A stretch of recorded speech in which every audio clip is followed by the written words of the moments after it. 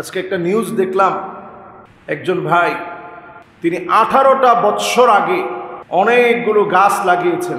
গাছ লাগানোর পর থেকে মানুষ যখন ঘুমিয়ে যেত তিনি এই গাছগুলোকে গিয়ে জড়িয়ে ধরতেন, জড়িয়ে ধরে ধরে কাঁদতেন আর বলতেন, আল্লাহ এই গাছগুলো বিক্রি করে আমি যেন আপনার ঘর বাইতুল্লাহ যেন জিয়ারত করতে পারি। পড়েন আল্লাহু আকবার। 18 বছরের জমানো স্বপ্ন।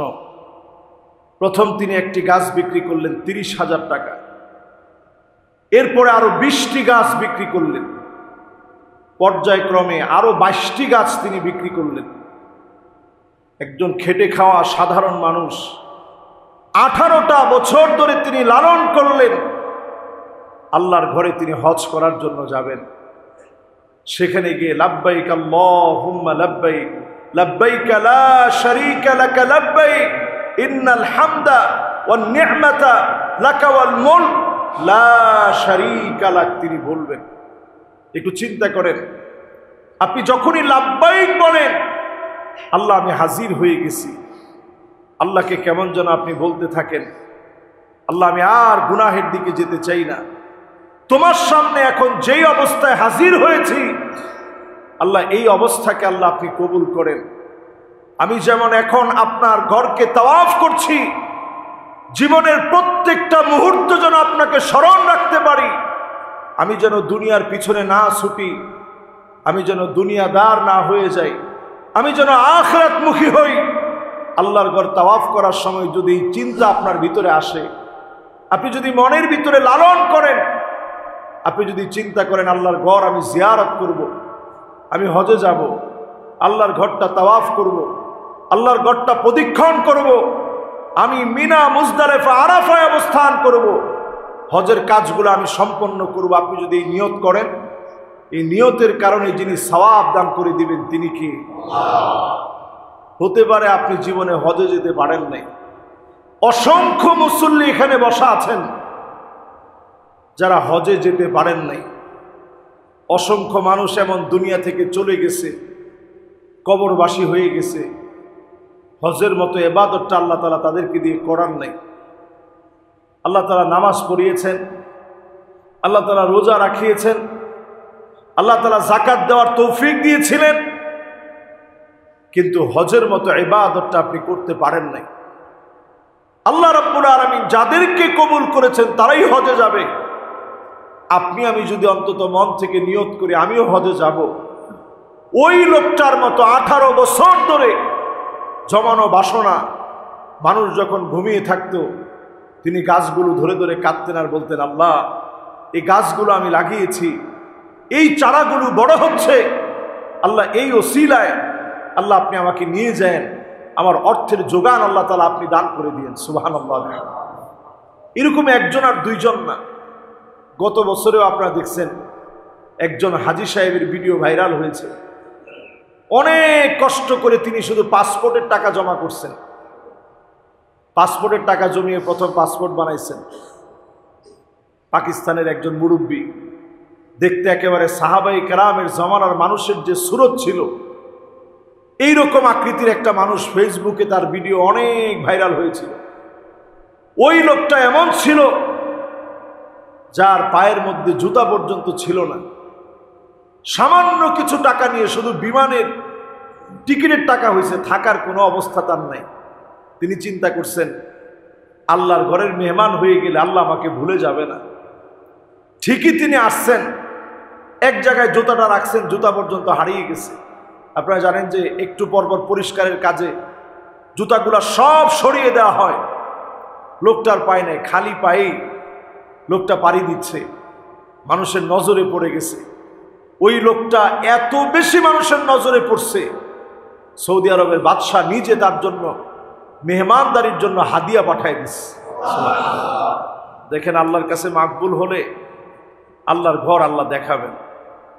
এই জন্য আমরা নিয়ত করি প্রত্যেকে, আল্লাহ রাব্বুল আলামিনের ঘর আমি যদি দেখি, আমার হালাল উপার্জিত টাকায় যখন আমি হজ করব, আমার হজটা যেন মাকবুল হয়, আমার গুনাহ খাতা যেন মাফ হয়।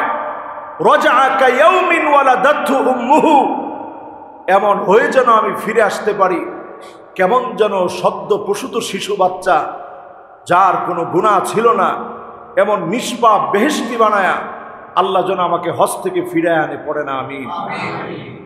যারা হজে যাচ্ছেন প্রত্যেকের নিয়ত এমনটা হওয়া দরকার, এবং এই প্রত্যেকটা মুহূর্তে চিন্তা করা দরকার, আজকে যে টাইলসের উপরে আপনি দৌড়াচ্ছেন, তাওয়াফ করছেন, এই তাওয়াফের সময় একটু চিন্তা করবেন, এই জায়গাতেই নবী করিম সাল্লাল্লাহু আলাইহি ওয়াসাল্লামকে কলার ধরে উঁচা করে ফেলা হয়েছে। এই জায়গাতে হযরত আবু বকর দৌড়ে আসছেন। আলী রাদিয়াল্লাহু তাআলা আনহুর বয়স তখন মাত্র 11 বছর। হযরত আবু বকর দৌড়ে আসছেন, নিজের সর্বশক্তি দিয়ে নবী মুহাম্মদুর রাসূলুল্লাহ সাল্লাল্লাহু আলাইহি সাল্লামকে ছুটাইলেন কাফেরদের হাত থেকে। কাফেররা উপর্যুপরি আঘাত করছে চোখের ভিতরে, চোখ দিয়ে দরদর করে রক্ত পড়েছে এই কাবার চত্বরে যেখানে আমরা তাওয়াফ করি। সেখান থেকে আবু বকর অসুস্থ হয়ে পড়লেন।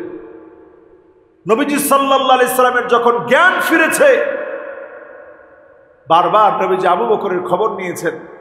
আবু বকর রাদিয়াল্লাহু তাআলা আনহুর যখন জ্ঞান ফিরেছে, আবু বকর রাদিয়াল্লাহু তাআলা আনহু নিজের কথা জানতে না চেয়ে বারবার জিজ্ঞাসা করেছেন, আমার নবী কেমন আছে? আল্লাহু আকবার। এটা সেই জায়গা যেই জায়গায় হযরতে বিলাল রাদিয়াল্লাহু তাআলা আনহুকে তপ্ত রোদের ভিতরে পাথর চাপা দিয়ে রেখেছে। একজন পিটিয়ে ক্লান্ত হয়ে পড়লে আরেকজন পিটানো শুরু করেছে।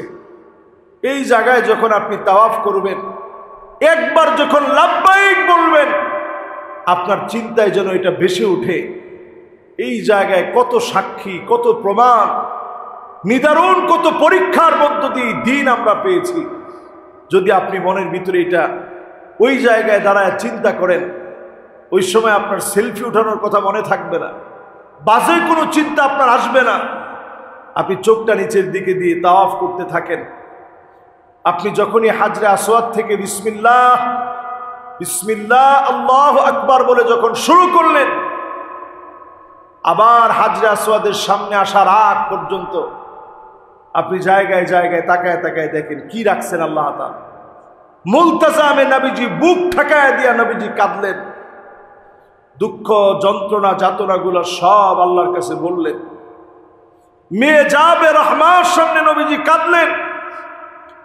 রুকনে ইয়ামানের সামনে আপনি যখন আসেন তখন দোয়া করেন, রব্বানা আতিনা ফিদ দুনিয়া হাসানা ওয়া ফিল আখিরাতি হাসানা ওয়া কিনা আযাবান নার।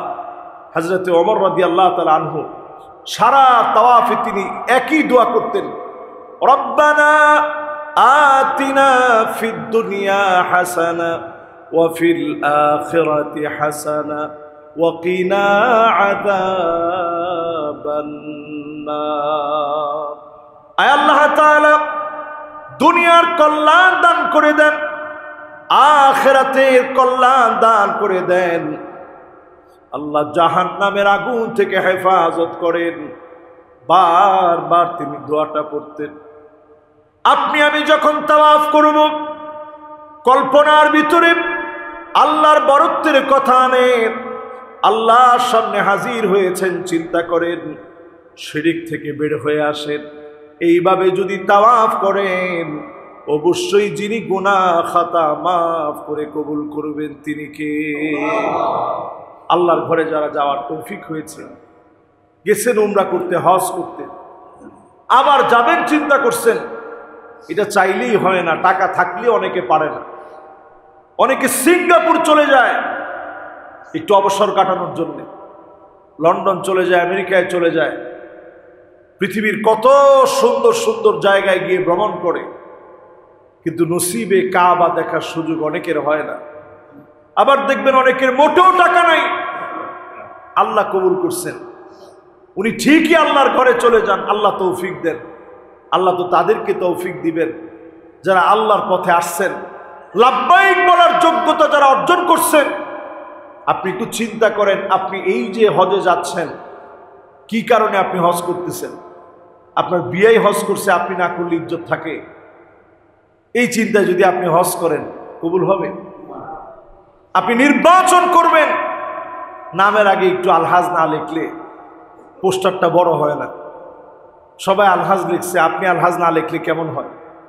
আমাদের দেশে দেখবেন উমরা করে এসে উনার নামের আগেও আলহাজ। আপনি তো করছেন উমরা, আপনি আলহাজ হইলেন কেমনে? হজ করলে না অনেকে আলহাজ মানুষ বলে, তা আপনি তো করছেন উমরা, আপনি আলহাজ হইলেন কেমনে? আপনিও নাম দিছেন যে হুজুর আমি হজ করতে পারি নাই, তবে ছোট হজ করছি। কি হজ? ইসলাম এটার নাম দিছে উমরা, আপনি বলছেন আমি ছোট হজ করছি। হুজুর, ছোট হজ বলতে ইসলাম কোনো সিস্টেম রাখে নাই। ইসলাম যে সিস্টেম রেখেছে তার নাম হচ্ছে হজ, আরেকটার নাম রাখছে উমরা। যে লোকটা উমরা করবে তাকে বলা হবে মুতামির, উমরাকারী। আপনি নামের আগে আলহাজ টাইটেল হজ করেই লিখতে পারবেন না, আর উমরা করে তো প্রশ্নই আসে না। আপনি নামাজ পড়েন, কয়দিন নামের আগে নামাজি লিখছেন? রোজা রাখেন, কয়দিন নামের আগে রোজাদার রাখছেন? কালেমা পড়ছেন, কয়দিন নামের আগে কালেমাওয়ালা রাখছেন? জাকাত দেন, কয়দিন নামের আগে জাকাত দাতা লিখছেন? কিন্তু হজ করলেই আমাদের দেশে বিরাট একটা টাইটেল। যদি হাজি সাহেবের একটা হালিমের দোকানও থাকতো তাহলে এখন হাজি হালিম, সব জায়গায় এখন হাজি। এটা যেন আমাদের চরিত্র না হয়। হজ আমরা করব কার জন্যে? হজ সাধারণ ইবাদত নয়, অন্য কোন ইবাদতের ক্ষেত্রে নবীজি এমনটা বলে নাই। আল্লাহ এটা সহজ করে দেন। জিহাদে গেছে, নবীজি মাথা ঠেকায় দিয়া বদরের প্রান্তে দোয়া করছেন, ইয়া হাইয়ু ইয়া কাইয়্যুম, ইয়া হাইয়ু ইয়া কাইয়্যুম। আল্লাহর নবী আল্লাহর কাছে বারবার বরত্বের ঘোষণা দিয়েছেন, কিন্তু হজের জন্য যখন নবীজি আসছেন, নবীজি আল্লাহর কাছে দোয়া করছেন, আল্লাহুম্মা ইন্নী উরিদুল হজ ওয়াল উমরাহ ফায়াসসিরহা লি ওয়া তাকাব্বালহা মিন্নি। আয় আল্লাহ, আমি হজ উমরা করার নিয়ত করেছি, আল্লাহ এই কঠিন কষ্টসাধ্য ইবাদত আপনি আমার জন্য সহজ করে দেন। বলেন আল্লাহুম্মা আমিন। নবীজি দোয়া করছেন, আপনি আমিও এই দোয়া করি, আপনি আমিও এই দোয়া পড়ি।